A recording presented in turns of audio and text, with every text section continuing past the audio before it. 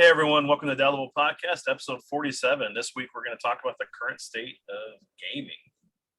Just kind of go into what we feel about how things are going, what we don't like about it, what we do like about it, and what it does to collectors these days. A lot of us collect retro, but some of us do play. Most of us play modern gaming, and we're concerned about how like some of these things may become obsolete. So let's go ahead and get into the discussion, guys. And then, so have y'all picked up anything lately? Yeah, I've been picking up quite a bit, for like PS4 games. Now's or like Xbox One games, because now is the time to do it because they're going to be cheap and whatnot. So for at least for modern systems and older systems, if I find it for cheap. So. Yeah. Anything notable that you want to mention? Let me see. Not really notable. I mean, I picked up Code Vein. I picked up which kind of made me mad because I picked it up before they announced the Borderlands Handsome Collection. I picked that up. Then I found out it was free on the PSN stuff, so I was like, Yeah. So, but at least I have physical, so it's gonna be nice to have it, hopefully. So, probably, I don't know. What about you guys? I hadn't picked up anything new in a while. Yeah, I was gonna say the last thing I picked up wasn't even physical. It was Shredder's Revenge, because the physical version of that isn't gonna be until a limited run, right? Does their version of it, which I think is still on sale right now. I forget when the sale for it ends. I think it's like in a week or two. Well, I think that the physical release of that for just the standard edition is going to be pretty soon. But I know that if you got the special edition, it's going to be a year away because I think Fangamer or somebody's doing the release of that. And that's the one I ordered because it's like, man, that looked really cool. It was just something like I want to have in my collection. Plus, having a Shredder figure that's vintage with actually painted on shirt instead of him being like, all right, Tetos, look at my man chest. Yeah. Yeah, that's the Switch version, right? Because that's the one I got. I bought it digitally, of course, on the Switch. And then I got the Game Pass version. So that's what I've been really playing it on. And what's great is being able to play that. And this is where the thing about modern gaming, I'm able to play the PC version through the Xbox Game Pass with my buddies on the Xbox. And from what I remember, they were talking about the studio that did this, said they want to actually make the game cross-platform, across the board. And this is where we need to go with gaming. And we were talking about this before we kind of went into the episode, and how the fact that like fighting games, woo man, dodging those police, man, Grand Theft Auto. Yeah. No, but yeah, fighting games. I mean, there's no reason that no fighting game that comes out today should not be cross-platform on everything. That it can handle the game that's coming out. I can understand the limitations on the Switch, but PC, Xbox, PlayStation, they all need to be completely compatible across the board for the fighting game community. That's super easy to make. All Sony and Xbox has to do is say, the thing is they made achievements and like trophies mandatory to put on their system. All they have to say is, you want it on our system, you need to make it multi-plat, and everyone will have to do it, So it's their choice, honestly. That's true. So I think they opened it up, but now it seems to be on a case-by-case basis with the individual developers. And I feel like a lot of these guys, like if you take somebody like an SNK, for example, maybe they don't feel like they still have the money to put into that, because you need your own server outside of like the Xbox and the PlayStation stuff to make that happen. And I don't know, man. If they feel like they're not selling, they wouldn't sell enough copies anyway. I don't know, but it seems like the last couple of fighting game releases have been pretty big. I don't know anything about what their financials look like, but it seems like it's been bigger than ever each new release. So um, I think the crossplay is another selling point, but I mean I don't see like all of them doing it. I mean, one of the things that a lot of people have been fighting to get these companies to implement in is rollback, right? And now they're finally starting to implement a lot of rollback netcode into these games, and like Guilty Gear, right? Guilty Gear didn't start with rollback in the first beta, and then there was so much outcry about it after that first beta, they scrapped whatever it was they were doing, and they decided to throw rollback in it. I don't remember if SNK started from the ground up with rollback, or if they also implemented that later on in the life cycle, and maybe that plays a little bit into it. But I mean, the thing that a lot of people always like to throw around is just that Sony doesn't like to share its play, its playhouse with anybody else. So who knows how much of it is actually behind the scenes politics between the companies, just checking to see who's got the larger member, right? Yeah. What exactly is rollback? Oh man, I couldn't even begin to explain it. It's a different way, because the way that online fighting games used to be done was delay based, right? So that's where you had you would see how many frames of difference between the two players were, and that's where if you could potentially get a lot of lag between the fighters, where you would put pressing buttons, but nothing would be happening on screen yet because there was this huge delay between the other person. Yeah. And so sometimes it benefited you, sometimes it didn't. And rollback, I don't know how it functions, but supposedly instead of there being that delay between, it sees that delay and it causes a delay, I guess, on both sides, so that it rolls back those frames so you're closer to being on the same, being at the same time with each other. At least that's my extremely lazy layman's terms version of it, because I don't even fully understand it. Yeah, from what I understand, that's pretty much it. Like you like fighting games are like a peer-to-peer connection. Like if you play like a multiplayer like shooter and things like that, everybody connects to one of like Sony's or Microsoft servers. And so all the players connect to the server, and the server does all the updates, sends them out to the players. But fighting games are like peer-to-peer, so you're connecting directly to that other person's Xbox or PlayStation as it is, and you're sending your inputs across the internet, and he's sending his. And from what I understand, and again, this could be me being completely off too, it's exactly like what you were saying, is the delay. And what ends up happening is like a command gets sent from my opponent, and depending on how long it takes to get to me, that's where the delay comes in. And sometimes it's within milliseconds, and then sometimes you don't see it at all. And so that's how you get kind of the slowdown and things like that. And what the rollback is supposed to do, again, based I could be completely wrong as well, but what it's supposed to do is, if it gets that wrong, right, it does a prediction on what it thinks the other player did.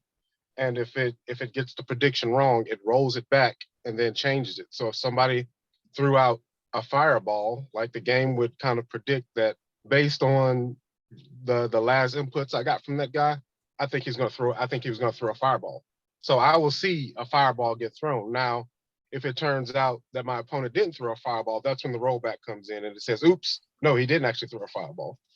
But if he did throw a fireball, then nothing happens and the game just proceeds. And so that's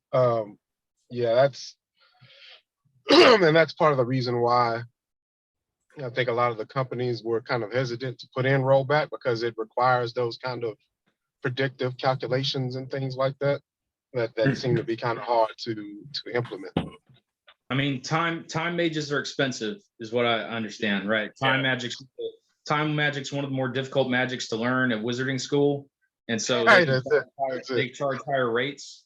Unless you have an artifact. You just got to have an artifact that'll work. Yeah, man. In Final Fantasy Tactics, you have to learn every other job just to be a time mage, man.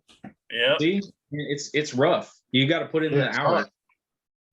You got to put in the hours, and then you can roll back to the hours, but it takes a lot of hours to get there initially. Yeah.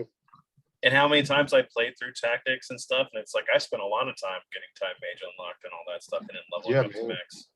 It's like, yeah, you gotta basically put like so many levels on every other wizard, except for like the calculator. And the calculator was something silly, but you know, I guess math is greater than magic, is what they're trying to tell you. Or technology is greater than magic. Yeah. So stay in school, kids. Well, and then you also have the they really need to do something, because like for us, we've had problems playing Tekken 7. I don't know if it's just because of the architecture of the PS5, and actually I've had it happen on the PS4 too, where I'm trying to stream and play with my friends online. I know there's other people that will stream and they're playing opponents online, so why can't I do it with my friends? But there seems to be some kind of problem, and it's happening to everybody. It's not just us playing it, from what we're hearing from people who we're playing against or who we're talking to in the community. So why isn't Bandai Namco or Sony trying to figure out what's going on to fix the issue? Well, like I said, the only thing that with the fighting games, the only thing that Sony or Microsoft or any of the hardware makers, their only part is typically the matchmaking, right? That's the only part that hits their servers. Right, and that's where we're running into the issue. The matchmaking is like, that's it. So everything, like when we're in the lobbies in Tekken, that's all Namco Bandai, because it's peer-to-peer. Yeah. Like the only thing that is I gotcha. Yeah.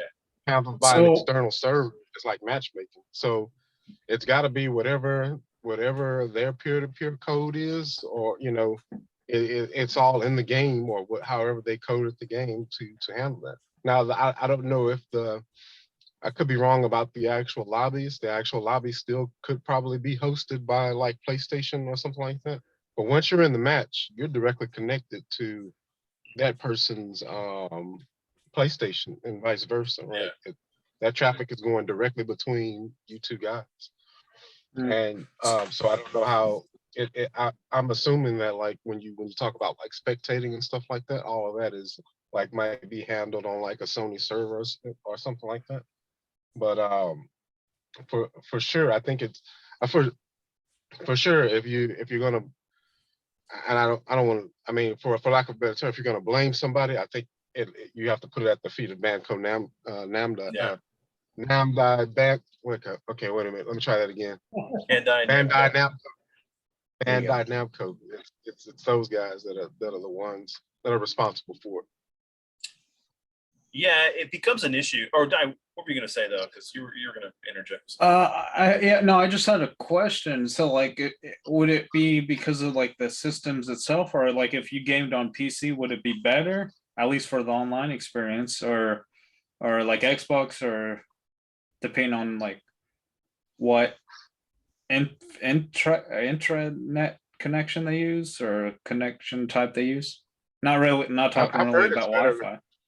But yeah, or something like that. I mostly play Tekken on the PC when I do play, and it seems to be okay. But I've never been in any lobbies on the PC version. And I think it's Steam that handles that stuff. So I think it would be, and that's probably just a result of brute force from like a PC versus a PS4. You just have so much more power and overhead that it probably deals with those peer-to-peer connections a lot better. But like I said, I've never tried it, so I don't know for sure if it is better on the PC.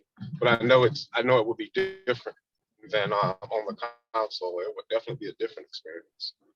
Well, it definitely kind of begs the question of like why, because we're having so many issues with just playing Tekken lately. Like last week was horrible.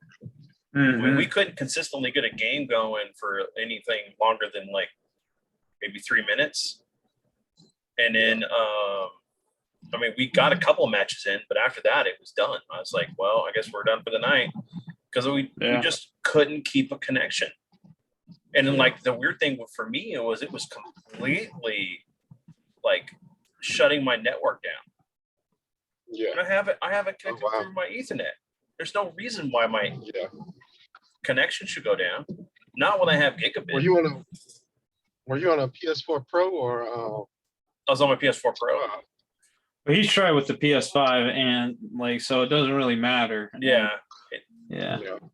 Well, I mean, I would try to the next time, you know, see if somebody else could host the lobby and see if maybe that's it. That could narrow it down from it being like something going on with your network or something going on with the PlayStation network type of thing. If you know somebody else starts the room, because I know that plays a part as well. Yeah, that's definitely something we've had before too. Because usually it's either Gabby or Gabriel who's doing the stream who will host it, and then it'll rotate to me, and then I've had Dai try it before, and it seems like it's consistent across the board that we're all having some kind of issue somewhere along the lines, and it's just weird because technically it's only Tekken. You know, I could jump on Street Fighter 5 and we're doing that before, didn't have any problems, but jumping on Tekken, it's having some kind of issue. Yeah. But of course, we've never had this problem before when Tekken first came out. So I don't know if there's just some kind of change within the servers or something with Bandai Namco that's causing some kind of issue that they need to really kind of address, because it's other people talking about it. Because even guys we've had jump in, they're watching us, they're like, yeah, I've had issues. I don't know what's going on. So it's across the board that's going on. And we could check on, like, just online, you could look at chat forums, and it's like a lot of chat forums saying they have problems with it too. So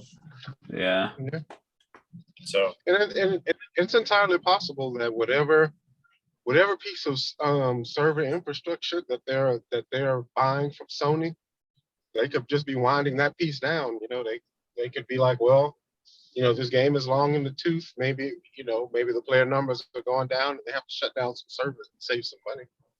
That's entirely possible. I mean, that definitely happens at the end of life, because that stuff isn't free. You know, when they're using Sony servers to possibly create these lobbies and do the matchmaking and stuff like that, that stuff costs money, and the publisher has to pay for it. So anytime they're paying for something and they're in their eyes, they're not getting a return on investment, they'll start shutting stuff down. I mean, Tekken 7 now, it's pretty long. Its teeth are pretty long at this point. Yeah, it's almost 10. If you count the arcade release, it's like 10 years old. It's about 10 years old. Man. Wow. So you played the older ones. Did you play any of the older ones online, like 6 or Tekken Tag? Did they have any problems? Yeah. No, honestly, I haven't jumped on any of those to see any kind of difference. And see, I don't even know if there's problems on the Xbox side either. You know, since I'm not playing on the Xbox, I don't know. But of course, because of the way the Xbox is, I can't use Xbox to stream to YouTube. So it wouldn't be a viable thing for the channel anyway. But I do have friends that have it on the Xbox, and I'd love to play with them. But that's where the whole crossplay should come in. So that's definitely something. They reintroduced native Twitch streaming on the Xbox, but I don't know if they ever had YouTube streaming on the Xbox. I think they did at one point, because remember, I think I don't know. I think they had it at one point before they went full. What was their streaming platform that they were doing, and it just totally failed? The Mixer. Mixer, yeah. That was Beam, and then Mixer. Yeah. That was I like the Mixer. I don't want us to get off on a tangent, but I like the Mixer. I thought it was all right.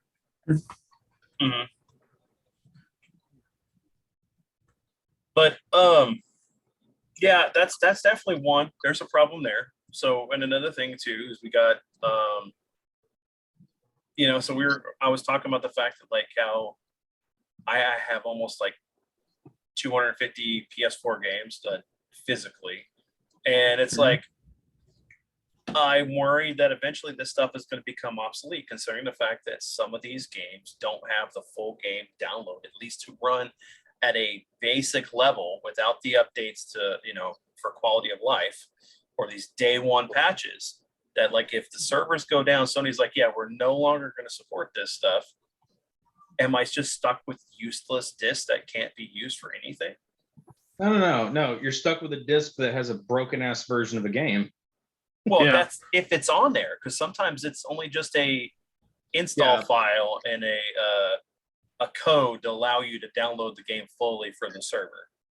Yeah. Yeah. Well, like if you buy Cyberpunk 2077 and like 10 years from now, like some poor kid, oh, what's this game? At a garage sale, there's no way he's ever gonna be able to play that.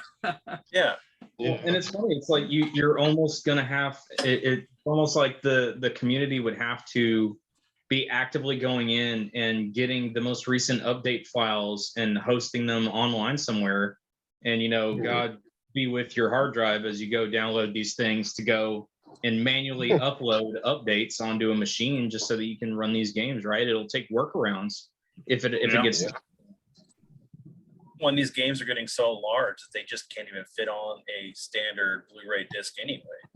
So they require, you look at, like, with the PS5, I can only have so many games on there because the hard drive's only a gig. Of course, they're not releasing it with like it's a terabyte. They're not releasing with like a 2 or 3 or 4 terabyte hard drive, so you can have multiple games on it.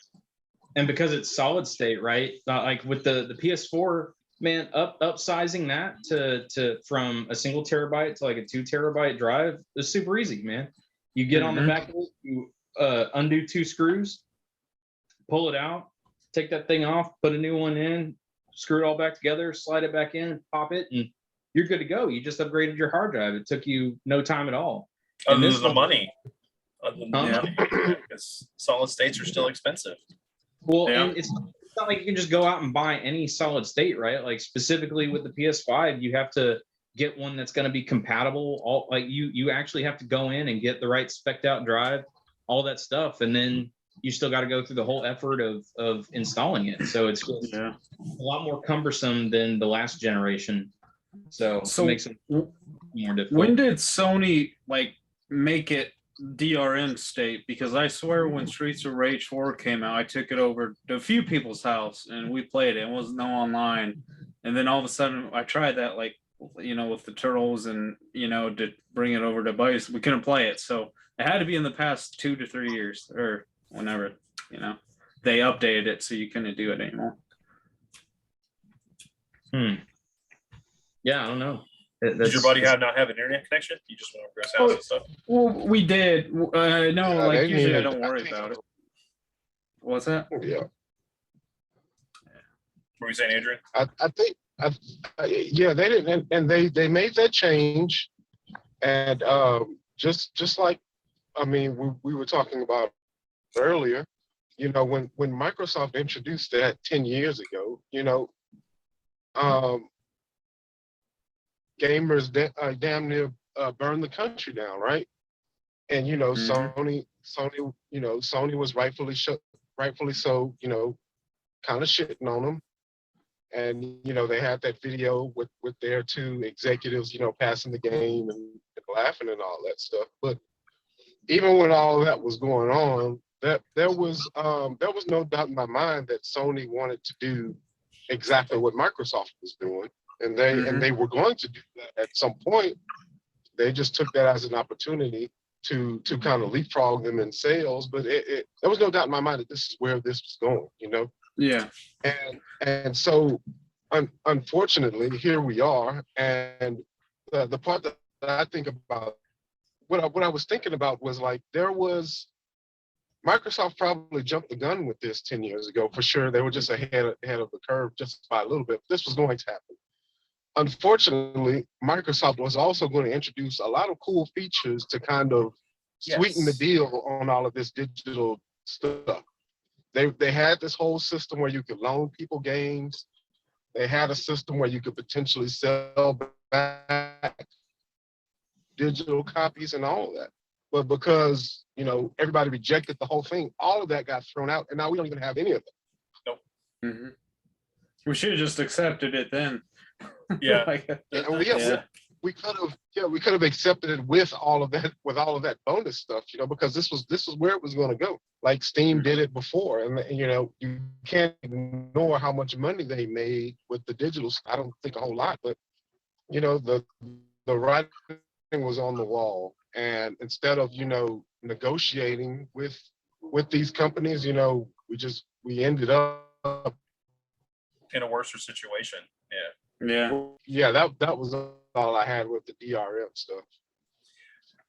Yeah, it's man. Of all the things that could have happened, we I don't know. It's like sometimes we get to the point where we see something coming, we don't want it, but it's got like some really cool features that, man, probably would have made it better. But then we're like now in a worse situation than we were before. Well, it's like, yeah, the inevitability of progress, but man, at the time, what they were telling us sucked. Like, oh yeah, there was all these cool features, and here's a poison pill, you know, that's nice and sugar coated, and it's got this little ribbon on it that's really pretty, and here we'll go put it in this box and go ahead and give it to you, and you'll enjoy it, right? And we're like, but no, it's still a poison pill, guys. And they're like, okay, cool. You just we're just gonna take that back. And then years down the line, you know, now here we are years later, and they're like, oh hey, here's the poison pill. And they're like, and we're looking at it going, where's all that shit you were gonna put on it? Oh no, y'all gave up on that. So now you gotta just, I feel like they just snuck it in the food, because I didn't know what happened. Yeah, exactly. They were just like, does the Switch have that problem though? They just started laughing and like, what did I do? The Switch, I don't know. But the Switch did have the problem that originally, if you had your save data and you lost your game, and you got a new game, or you lost your Switch and then you put the game into that Switch or something like that, you would lose your save data until they did the whole online thing with the cloud, and then made it to where you can back up your save data. Because that actually happened to Adrian, where he had all of his data for Breath of the Wild. Stuff happened to his Switch, and then he got another one. All that data was gone. Dang. Am I coming in clear now? Yeah, you're coming clear now, brother.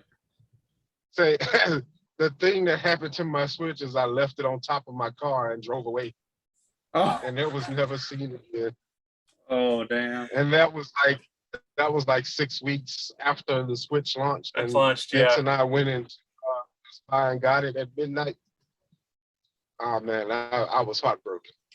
Oh damn! Yeah, it was hard to find, like the first year, wasn't it? I forget. Yeah, well, the first 6 months or so. The first 6 months. I want to say, because I eventually found another one, but man, it was no good. That was no good. I didn't mean to bring that up again, brother. Okay. No, I know. I didn't mean to bring it up for it, because I know that traumatized you a little bit. Because we went to go eat, and he had when he was opening up the cars and moving things, he had left it on top of his car, and then we all got in, didn't think anything of it, drove off, the car thing fell right just barely on the street.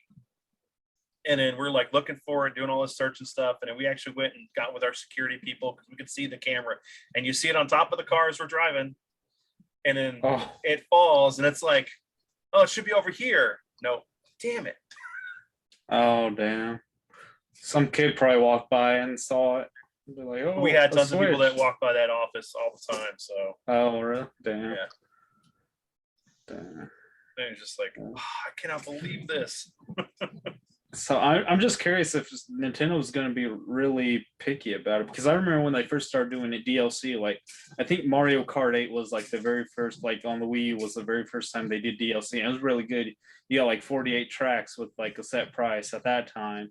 And then I noticed they started to sporadically release less and less with each DLC as they went on. And now it's just like anything else. But I don't know if they're as bad about the DRM stuff.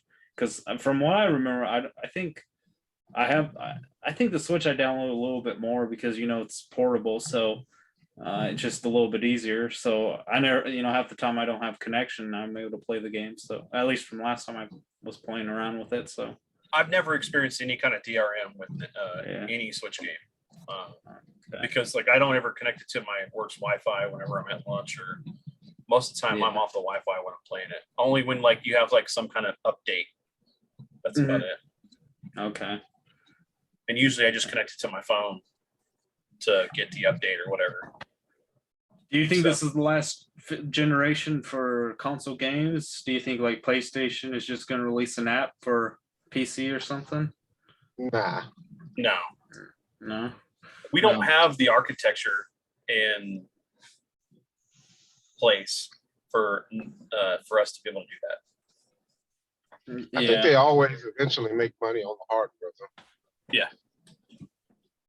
Plus, that would be the death note of like you trying to sell any kind of game or console or some kind of add-in. If you took away any of that stuff, the retailers wouldn't have it. You have to have something physically for them to sell to consumers for that to work. I mean, just with the loss of that, right? You're pushing deeper into digital territory because I still use mine as basically a movie player, right? I still walk down there and pop my Blu-rays in, and if I don't have that anymore, now I actually got to go and buy something separate. It's like, am I gonna now go and actually buy a dedicated Blu-ray player, or do I finally just bite the bullet on it and just start watching everything digitally and buying everything digitally and all that stuff, right? It's like, that would definitely be another step in that direction, I feel like. Yeah, I noticed with like it's easier with the system because I bought a Blu-ray drive for one of my PCs, so I could have an extra. And I tried to watch some anime movies, and they had a lock on some of like the Blu-ray because they said, "Oh no, you can't play it on the Blu-ray, like the thing on the PC." And I was like, "What?" Because it was like a licensing. They put like a lock on it or something. I'm like, "What the?" Really? Yeah. I don't know. It was crazy, but so I mean, PS4 you just pop it in, or or PS5. So. Yeah, because I mean, there was something I was hearing about just recently where like there's certain I don't remember what the company was, but like there's certain movies, I think it was Sony, there were like certain movies in certain countries that are like taking off of their the ability for you to watch them, even though you purchased them digitally in like certain Yeah, I heard about that as well. Oh, they're like region locking you out? Yeah, basically they're taking them off the store. So if you ever had to re-download them or whatever, you wouldn't have them anymore.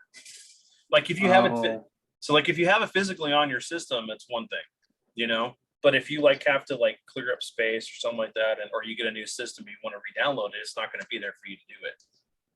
They're not going to block you from watching it, I don't think. But if it's like some kind of streaming service that you pay for and you buy these movies and things, like I guess the example would be like Vudu. I purchase stuff on Vudu, all these movies, and then I can watch them anytime I want. And then them telling me, "Oh, well, we're taking some of these away that you've purchased." Like, no, you can't do that. But that's kind of, I guess, what they're doing. Like extended rental. I mean, that's the way digital is, right? You're not actually buying the thing.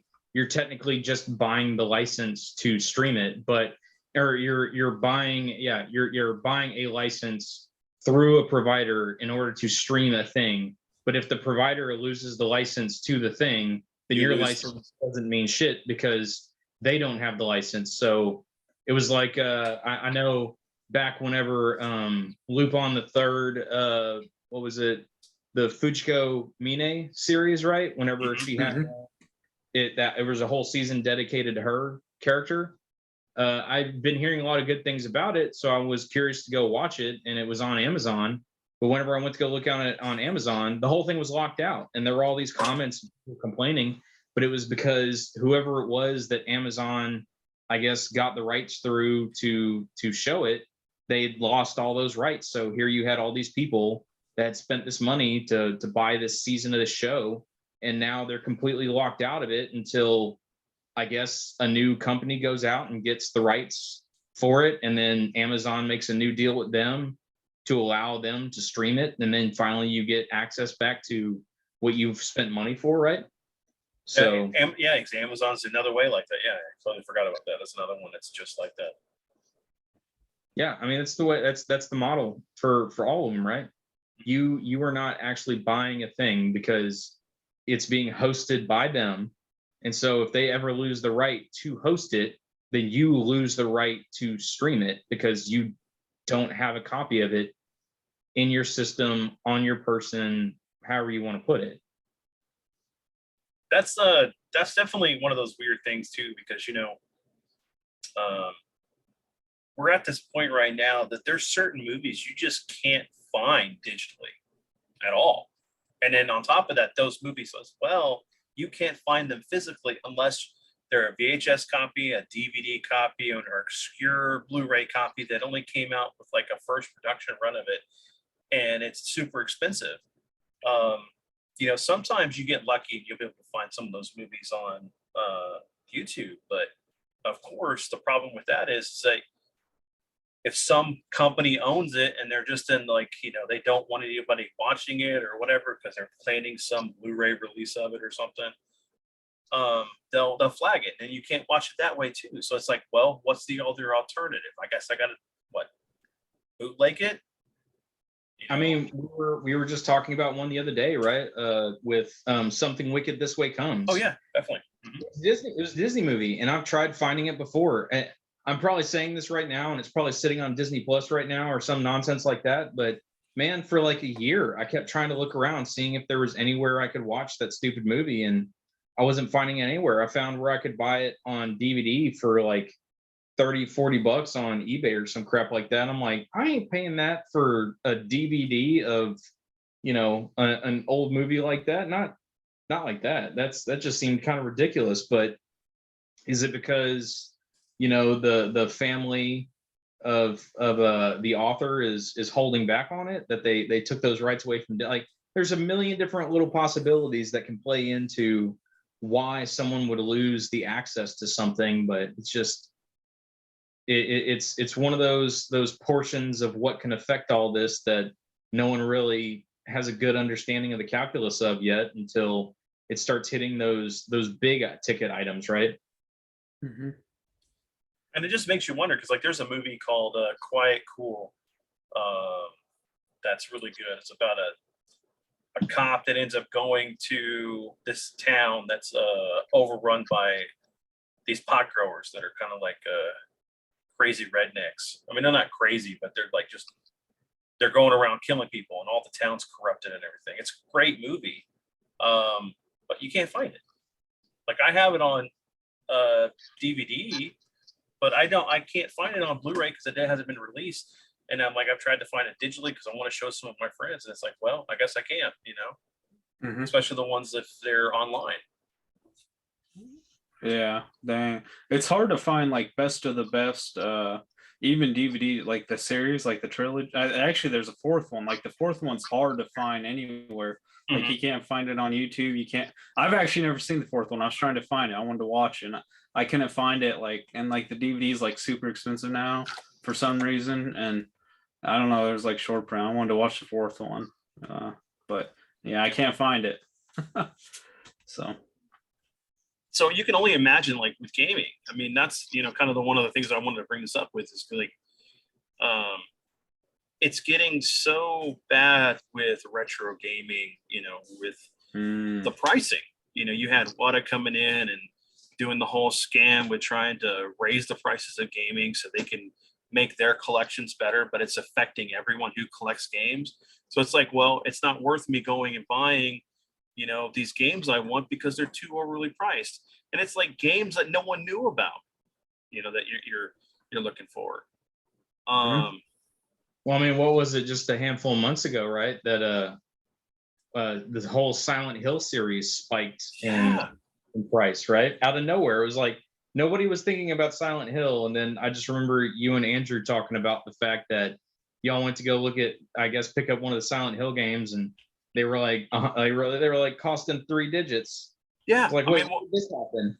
Because I have Silent Hill 1 through 4, and I have Homecoming. I have what was the other one that came out just before Homecoming? I can't remember that one. And then I have a few of the other ones that were like on PSP and stuff.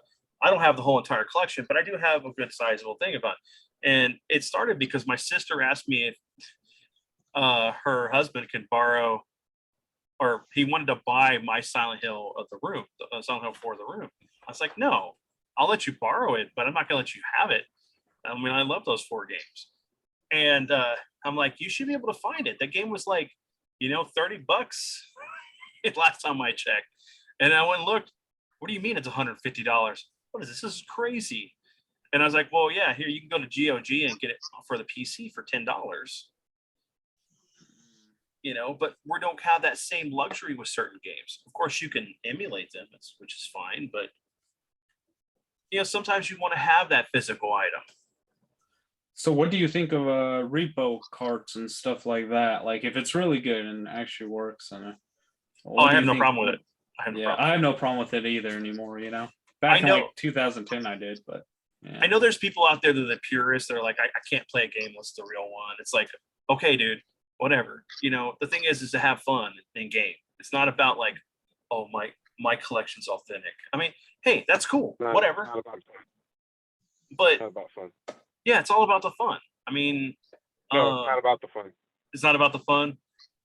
It's about having the items that over. make people feel envious. It's like, look, about envy. It's about envy and jealousy.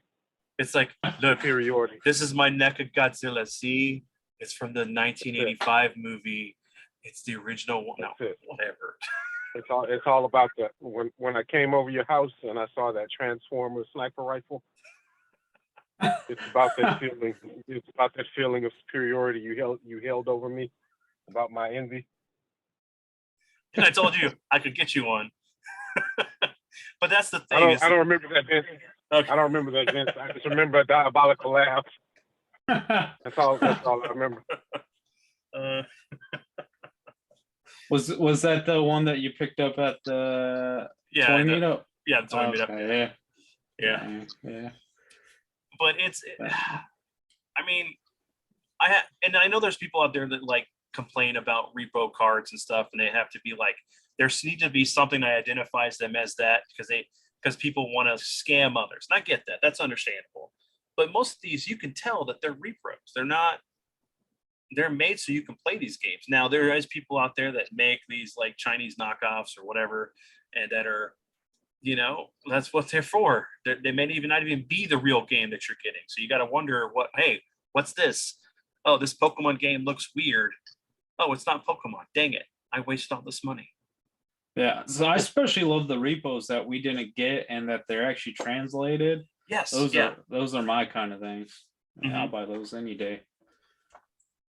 Like I have a copy of my copy of Snatcher. I mean, I went and got a reproduction because I want to play the game and I enjoyed it and it's great. I'm never going to sell it, but I at least have it to be able to play, and that's all that matters to me. But yeah, I don't know. So it's just one of those things. It's like, so do we just play what we can, and then once we get to a certain age, when things just kind of like the discs start to dry rot, and then the cartridges they're just rusted over from just whatever because of the air quality and conditions that we all live in these days, and then that digital is the only way to go. I mean, that's when you got to go hire one of those time mages, man, and get them to roll back time on those cartridges and those discs and get you some extra play time. Yeah, I know. Tell me what, I'm gonna literally have to go get a time machine to go back to the time and enjoy these stuff. I'm gonna find a way to make money. I'm gonna build this time machine. I'm gonna go back to the past, and I'm gonna just slowly pick up the things I trade off. Here I sell. Oh yeah, hey, I saw you got these games. Can I buy them from you? So that way they're in the road. They're mine, and to be able to play them and enjoy them for my retirement. I mean, it's definitely one of those things, right, where it's just like it's one of those things where you're almost gonna, become dependent on, again, the modders, the emulator community, or if you're really lucky, the companies that actually own this stuff, and whether or not they actually give a crap about providing new releases of this stuff so that people can maintain being able to play it, right? Like what was it on the most recent Nintendo Direct, where it was like, oh hey guys, here's like every Mega Man Battle Network game. It's like, yes. okay, I guess. Man, that came out of nowhere. Now, hey, Capcom, where's Command Mission? Yeah, exactly. Where's Command Mission? Where's the Breath of Fire collection? Yeah. Well, it's like, and I was talking, whenever that got released, I was telling my son, I was like, man, Capcom's released basically every Mega Man game in existence except for Legends. the really obscure, what was it? There's the 2 fighter games, right? Where you see an ending for Proto Man that a lot of people thought was hinting that he was Zero. So Yeah. we're missing those, even though they were on the old PS2 collections. Mm-hmm. You're missing those. You're missing Command Mission, and you're missing Legends. Legends And Legends 2. Like, okay, I guess they got one more collection in them, maybe. But it's like we're dependent on that kind of stuff at this point, right? Other than, again, the people who are kind enough to throw the emulations out there. And even then, again, it's like, be with your hard drive and pray that you are downloading the actual game. Well, and that's the thing. Okay, so like, we got Konami doing the same thing with Castlevania, with the Turtles collection, with the Contra and the arcade collection. There's a couple other collections they could be doing. Maybe like doing a Suikoden collection. That'd be great. Throw in the Vandal Hearts games in that. So to just have like the Konami RPG collection or something like that.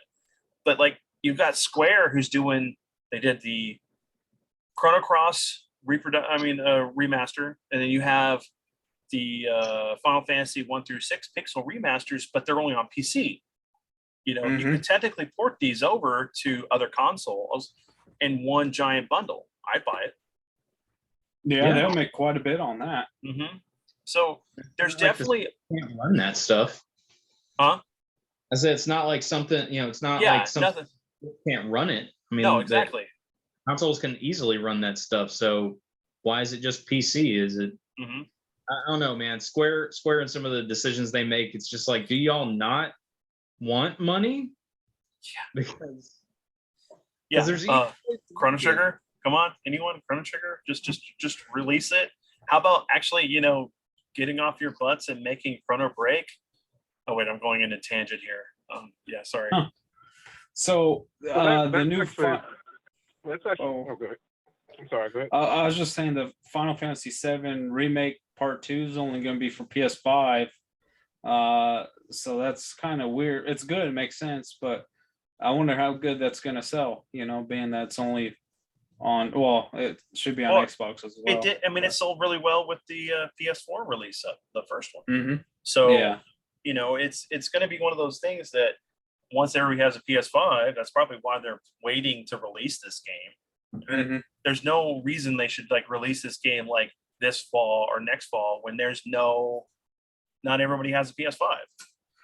Do you think at the end of like when the whole thing's done, do you think they're going to put in a big compilation or no? Yeah, just call it Final Fantasy VII Remake or just this. Yeah. I don't know. Maybe they probably would. Honestly, yeah. I'm just hoping this all comes out before like. I'm 50, I'm giving them like 9 years to pull this off. Jeez, I'm feeling old. Anyway. But there's definitely a market for things that like, okay, so you got the Cotton collection, they just did the Pocky and Rocky remaster. You're getting like the Saga Frontier remaster. They're doing some of these collections, like different companies doing these, and it's great. We need more of this. We need more games coming from the past to the present. And it's kind of a disappointment right now because I'm really hoping that Sega decides that they're going to release the Sega Mini 2, the Sega Genesis Mini 2 here, because that game list so far, I'm down. I mean, like with just having Snatcher And if they could just Oh, port over the version that we got for the Sega CD, fantastic. You know, the two Shining Force games that originally came out for the Sega CD. There's so many things. And then could you imagine them doing that for like some other stuff too, like for the Saturn? That'd be great. Go all the way to Dreamcast, man. It's Yeah, been forever since I played some Power Stone. Power Stone, yeah, tell me about it. But that's another thing, you know. Capcom just did the fighting game collection. They just did The Darkstalkers and then a bunch of other games. Yeah, a bunch of other games and stuff in Red Earth. So the one thing that they need to do is they need to do the 3D fighters, you know, the Street Fighter EX games, the Rival Schools and Project Justice and all that stuff. That needs to be the next collection. It's just I'm hoping that they would release that before they release the Mega Man Network battles. But man, those Mega Man collections must be selling pretty good. I mean, this is the fourth one. I bought it on every system. Huh? I bought it on every system, at least the X series. Well, I'm curious how well this one's going to sell, because, like, I mean, I know there's 9 Battle Network games, but I don't remember those being as well beloved as all the OG Mega Man games. So I'm curious to see what happens with. It's funny because there's a market for that for a certain particular generation, you know, because I played through Network Battles 1 and 2, and I always wanted to play through the rest of the series, but it was just like, it got to the point where they were doing double to triple releases per entry in the game. It's like, well, which version should I get? I mean, I don't know. How does this work? Is they trying to pull a Pokemon, which, like you just said? So, I just think that the best thing about those games was the redesign of Bass, or Forte, or whatever the hell it is you want to call him. Yeah. Right. He looks so awesome, decked out in that weird ripped up like cloak thing. It looked badass. Yeah. So who knows? I mean, there's a lot of opportunities for us to be able to start getting some of these games that we used to have.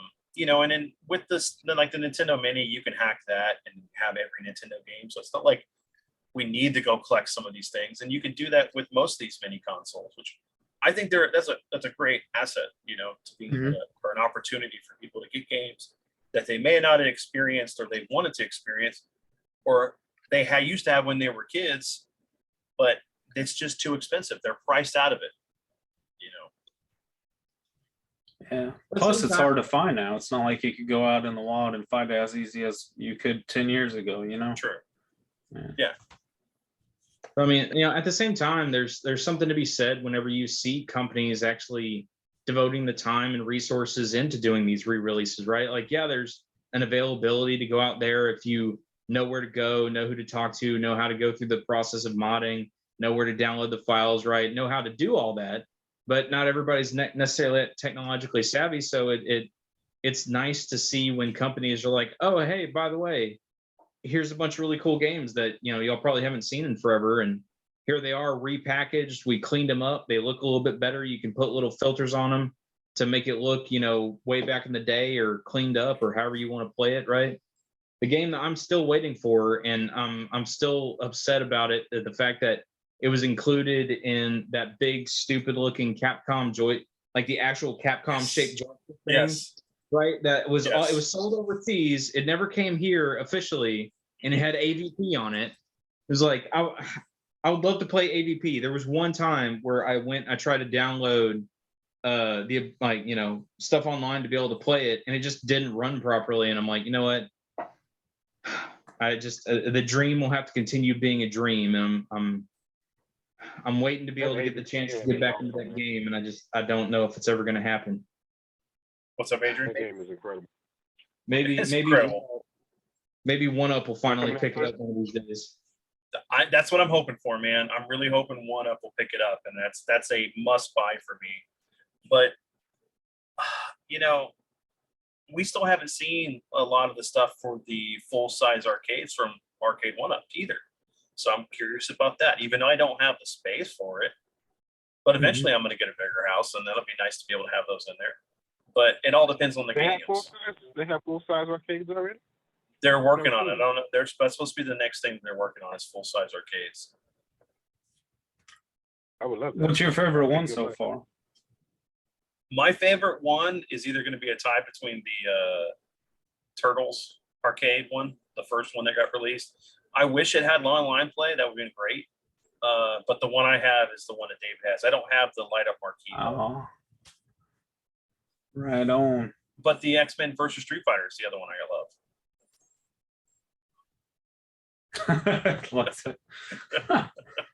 That's not the second one though. I was kind of upset whenever they did the second release, right? That had even more More of the stuff. game. Yes. Because that's the one that only has Marvel superheroes, Children of the Atom, and Punisher. And then they came out with the re-release one that added like 3 games to that. I'm like, I don't want to buy another cabinet, guys. What the hell are you doing to me? So it's like I almost need to buy, because you can buy the guts of these things. So part of me is wondering, like, should I just buy the guts and build your own thing? Yeah. Swap it out. And so that way I'll technically have more games. It'll just be in a different setup. I don't know. Well, the one I really want is the Terminator one, the Terminator 2 arcade. I've heard the light guns are kind of crap. That's what I heard too, and it's just like it ticks me off because I really, that was the game. And see, here's my thing: it's a missed opportunity, right? So Midway also made another game besides the Terminator one, which was, I believe, it was Midway, wasn't it? They did Terminator arcade.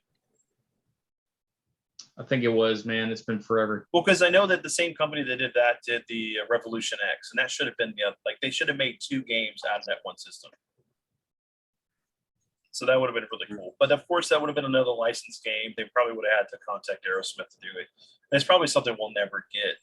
But there were some cool light gun games that we used to have back then, especially like the Aliens 3 one, the Terminator, of course. But I don't know.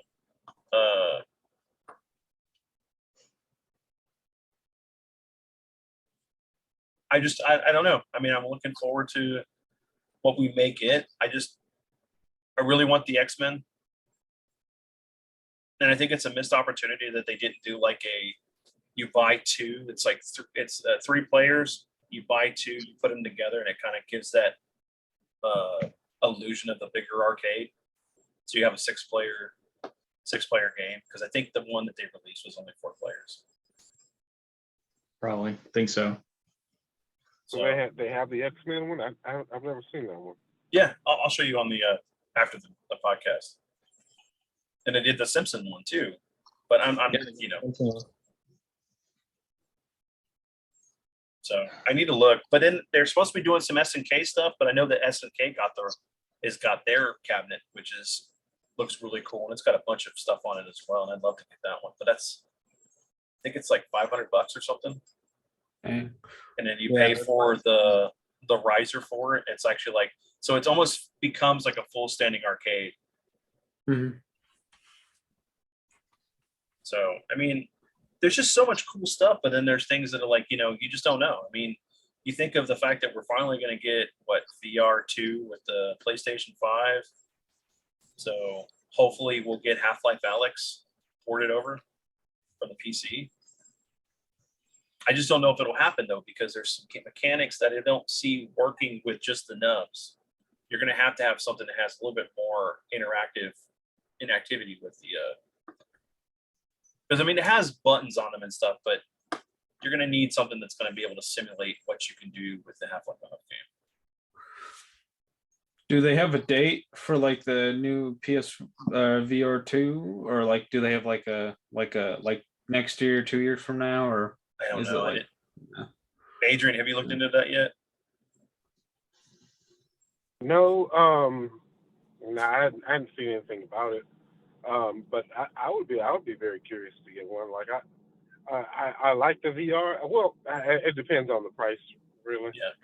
Because the one that I have is like the Samsung mixed reality deal, and it's really pretty good. But the setup process is a little bit much. So the PSVR, the current one, seems to be fairly straightforward. And if they simplify the process, I'd be interested in getting one. Yeah, because I mean, like I have the Oculus 2, I think, or Oculus Plus 2 or whatever, and that it works, but man, it's a process to get set up and to authenticate with your graphics card and all that stuff, and it's like plus not having the room to be able to do anything. I mean, like, bam, there goes my Star Wars figures. Oh. And we were just talking about that this weekend. You know, the fact that how realistic that game looks, man. Especially when you're playing and like the head crabs come out of nowhere and they're jumping at you, you kind of grab them out of the way and move them. Yeah, man, too good. Too good. But it is too convincing. I think that's the word I like to use with some of these VR games. Is it's not realistic, but it's very convincing. Like these things look like they exist. Yeah, they're occupying the space that you're being shown within the classes. And I used to think that VR was a gimmick, because I mean that's what it was back in the day, especially like when you go to like these amusement parks or some arcade, they have the VR setups and stuff, and then but they've really come a long way, and I'm hoping to see more. But honestly, I'm still looking forward to if Microsoft does the HoloLens, because I like more of the augmented reality versus being set in a VR simulation. Like, if I could like literally be in my house and it maps out the house, and then while I'm playing the game I'm playing, it kind of structures the game in the way that like I'm not ever going to hit a wall, but I mean like, oh, okay, I'm going to come to this corridor, so that makes the map like it's just a map of my house or something. Like just reused. Saved me some money, because my son recently punched a friend of ours' TV that I had to replace. So yeah. That was a fun notification from the wife. She's like, "Hey, just to let you know, this happened," and I just see a picture, and there's this nice big TV sitting in somebody's living room, and then a whole half of it is just pixelated garbage because he just pissed through it, smacked it. Dang. Oh man, I don't even want to ask how much that's going to set you back, because I know that. Yeah, it was not fun, and it was funny because the wife and I were talking, because we've been taught it. I'm bad about replacing TVs of any kind. Like the TV I have down in my living room right now, I've probably had for almost a decade, and I haven't upgraded. I haven't really. I don't give a shit about 4K, and I need to see every last little pixelated sweat droplet on someone on the TV. I don't care. But I was finally thinking to myself, because we were walking through the store. I'm like, oh, hey, that's a really good deal on the TV. That looks pretty nice. And we were finally starting to plan on, oh yeah, we should finally replace these TVs, because one of the ones that we have is a really old plasma that belonged to my brother-in-law. That thing, like, we don't even have to turn the heater on in the house. You just turn that TV on, it will superheat whatever room it's sitting in. Fantastic. But we've been talking about getting rid of that, and so right around that time, we're like, okay, hey, we'll save up a little bit, replace this TV, and then. Kids can't have nice things, unfortunately. No, but warning to you, Dai. The kids are great, but they are expensive. Yeah. You just wish that they would make better choices to where they weren't as expensive sometimes. Yeah. Well, go ahead, Dai. I was like, I was the youngest, so I got all the hand-me-down stuff. The old TVs, the old game system. So yeah, I don't know. I don't think I'm gonna have many kids though. So yeah, that'd be a lot. Yeah, it's one of those things, man. And definitely with retro gaming too, it's like, there's a lot of purists. Like I know my buddy Andrew's this way. It's like, of course, until he got his Framemeister, it was like, oh, I got to try to. He kept up with the CRT he had. That was, it was kind of like the bridge between that before HD TVs. It had the HD stuff out on it, so it was a good one until it went out. It's like, dang it, what am I gonna do? And it's like, I don't know. Just find something to upscale it to a nice high def TV. But of course, that brings lag, and that's another thing about like the problems with going forward with technologies that as we slowly increase the fidelity of visuals and things, that we're getting to the point where some of the things we used to watch or play, it's just going to look like shit. Yeah, and that's where, again, that's kind of where it's nice whenever these companies go in and actually bother to upscale this stuff so that you can play it on a modern TV, a modern console, and it looks, it's still pixelated and kind of nasty looking, but at least it's cleaner, right? They clean it up and it's not quite as much garbage, but yeah. And I just wonder, I mean, with the Switch, Nintendo decided to do this whole thing of having a hybrid console. So of course, it's like, the first generation of a system, we don't actually have a dedicated console and a handheld. So they've literally narrowed down their production as far as the hardware they need to produce. Of course, they're pumping out many of these different variants of a Switch all over the place, but they're only having to make one cartridge type. So I don't know. It's definitely, we're going in a weird direction with things. When do you think the next Switch is coming out? 2 years from now? 3? The Switch Pro, I don't know. Even if that even happens. Yeah. We're at the point now that they may be working on the next version of a new console that has a similar style to the Switch in general. Yeah. That may go completely digital. Who knows?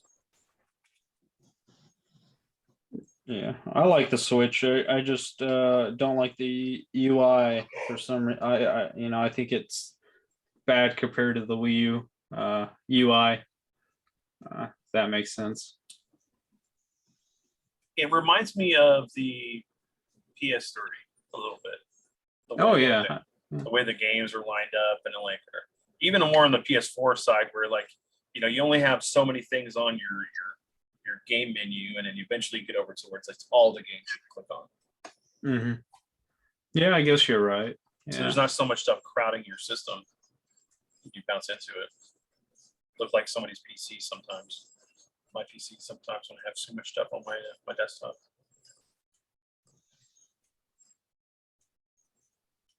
But I don't know, Adrian, you got anything you want to go into with gaming?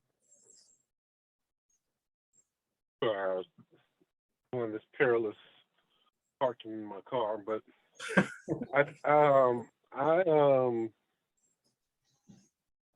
I really want a Super Switch. I hope they don't do something really wacky with the next Switch. I hope they just kind of give us, Nintendo to Super Nintendo type of thing, because I really love the concept of the Switch, and I think it's worthy of refinement versus just throwing the whole thing out and doing something else wacky. Different. I would. Yeah, I hope that they just kind of take the time to refine this thing that they have, because it's an excellent concept. It was executed really well. Like I just remember around before the Switch launched, and they took it on like late night shows and things like that to demo it. And I remember reading about it and seeing the videos and things like, or just basically reading about it. And Nintendo was like, yeah, you just drop it in the dock and it just shows up on the screen, and you just take it off and it just shows up on the handheld screen again. I remember thinking, Vince knows about this too. I mean, we've worked with PCs for so long and laptops. You don't just dock a laptop like that and just take it on and off the dock and it just works. And this is, back in 2016, or when did the Switch come out? Like 15, 16? 2017. 2017. Wow. Yeah. And so I was like, yeah, it's not gonna be that simple. And it turns out it is that simple. You just dock it and it shows up on the screen, and you take it off, and it's all very seamless. I've never had that process fail. And so I would like to see a new Switch with a little more power, get some more frames out of that thing. Hopefully not have too much of a hit on the battery life. I definitely want them to refine it and not give us something completely new and wacky after the Switch.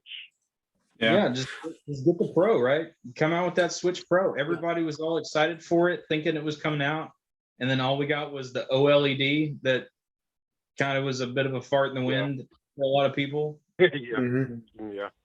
I mean, a lot of people were hoping for and expecting like exactly what you're saying, a more powerful version of what we got, because it's a great little console. It's fantastic to be able to just, like you're saying, just pick it up and go, right? It's like in the middle of something, and what's great is because you can just buy these like secondhand docking stations that work awesome. You can, I've got docking stands set up on basically every TV in the house. So kids come over and they want to watch something on this TV, and I'll be like, all right, cool. Walk over, pop, pick it up, walk over to another TV in the house, turn that one on, pop it in, and don't miss a beat. It's fantastic. Yeah, I mean, that's, they should have had Yeah, man, it's really good. more RAM. They should have had more longer battery life. More standard built-in memory as far as saving your hard drive larger a little bit. I mean, I understand, like, yeah, you can get an SD card that's almost a terabyte to put in there, but still. Yeah. Well, a lot of the games, I mean, a lot of the physical ones still are fine, with just the internal memory on the cartridge. But yeah, if they did this, like a lot more memory, I feel like, I don't know. I think they don't need to be like, maybe like if it's stronger than the PS4, even if it's not as strong as like the new Xbox Series and then the PS5, I feel like, yeah, it's gonna be, really cool too. I can't wait for it. So what do you? Oh shoot. Go ahead.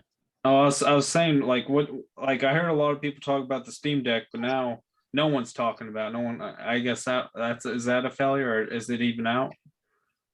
Or I don't know if it's a failure. I think it's coming out in waves, isn't it? Like, it's just coming out in waves. Yeah, they're just pre-orders, but you're like signed numbers, and they're releasing it on like blocks of numbers. So I don't know if enough people have really gotten it and have been exposed to it enough to have a real opinion on it. At least knowing that I haven't seen anything on it, honestly. Yeah. I only know 2 people who have it, so I don't. Well, 3. I take that back. And one of them is our buddy Eric, and he's just working on figuring out a way to what he can do with it and add on to it. So I have time. I'll wait till Eric figures out everything, and I'll have him help me set it up whenever I get one. Yeah. So there you go. Yeah, I just don't think those things are mass produced in the same way that the Nintendo Switch was. I think it's a potentially, well, let me take that back. It'll never be as popular as the Nintendo Switch because it's just a PC. Yeah. Yeah. Yeah, and still not as easy just to pop it in the dock, probably, I'd imagine. When I heard that, no way. If that thing's running like a full operating system, even Linux, like I don't think that's a seamless like dock situation. Mm-hmm. I would add that I've heard that it allows you to be able to play like some of the disc-based games that you can't do on RetroPies or the Pi 4, which is kind of cool. Be able to play Saturn games and stuff like that. Maybe.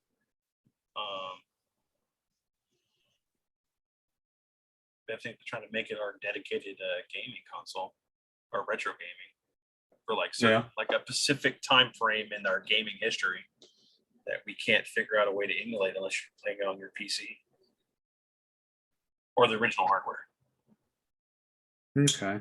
What do you guys think? What are your opinions on like achievements, trophies, and people keep saying they want Nintendo just bring their own achievement kind of thing, like coin. I think a coin just like gold, silver, and then like a Mario coin or something like that would be like a, I don't know. A lot of people say they still want that. What are your opinions on that? I wanted achievements back when the plan was to make achievements and like gamer score actually mean something in the real world. Like that was supposed to give you like discounts and things like that on games and like physical items and stuff. Yeah. But you know, like anything else, it's hackable. So all of that kind of stuff went out the window. And then when that kind of stuff is officially dead, is when I kind of gave up on achievements. So I'm indifferent. Yeah, once I broke over 140,000 or whatever, I just was like, I don't care. I mean, I mean, it was just like, it was one of those things I was doing for a while because it's like, hey, it brought extra like, you know, playtime in some of these games that I would have just probably beat and just put back on the shelf or traded in. Yeah. And of course, like back then during those days, you had Final Fantasy. I mean, Square Enix making Final Fantasy 13 with these ridiculous achievements that are just ridiculous. There's collectathons, things that you could miss completely. I mean, Vince, and honestly, you could have just stopped with they were kind of messing up by making Final Fantasy 13, and then you just stop. But no, I mean, honestly, like for me, like trophies are it's a cool thing to see pop up, right? Like as you're playing, oh hey, there's an achievement, a trophy, or whatever that is. Like I succeeded in beating a chapter of the game and move on down the line. But honestly, man, whenever the kids came around and you know, jobs started taking more of my time, you know, I've got a back catalog of games a mile long. I'm not spending all that time hunting down every little bird feather in every Assassin's Creed game that they come out with because, man, I still got to go beat like Uncharted 4. I got Valkyrie Chronicles, you know, 4. I need to go clear. I need to go, you know, beat shit. There's still stuff on the PS3. I have yet to go back and fully complete out like Tales of Xillia 2, right? Stuff like that. It's like I'm halfway through. Did you like Xillia 2? I hated that game. I hated Xillia 2. I hate that game so much. Really? Was it the whole debt system and like the limitation? Yeah. So I'm like, I have to deal with that in real life. I don't want to deal with that in video game. What is this, real life, the RPG simulator? Nah, screw this. Yeah. It's like, I thought, well, maybe it's just like a joke. Maybe, you know, like in chapter 2 or something. No, you have to pay that off. I've been trying, and that was the sad thing about it. And that's what made it the worst. Is like, you couldn't just like grind until you made the money like early on in the game and paid the debt completely off. Like you literally had like a cap, and then you had to like progress in the chapter to the next part where you unlock the next part where you can keep paying on it. So it was like, dang it, you're hamstringing me through this game. But I enjoyed the story. I just didn't like the whole debt system either. But you know, Vince, the level that I could reach with my characters didn't get capped. Well, kind of like oh, true. Oh yeah, Final Fantasy 13. I'm getting my ass whipped in this thing. Let me just go level up my characters for a little bit. No, you can't. You're capped at this point. I'm like, why did you do this? Yeah. Wait, so you don't like 13? You don't like Final Fantasy 13? Oh, I did, but I finished it. I 100%ed the game. I mean, it was one of those things. It was like, I enjoyed the characters, I think, more than I did the story. Yeah. But for me, it was I got up to a point. It was very early. It was very early in the game, and I was realizing that I think I was gonna hate every single character in it because they were all just annoying, and I couldn't find anyone to kind of latch into and like. So I went and I looked up all the character like designs and read up on a little bit of them.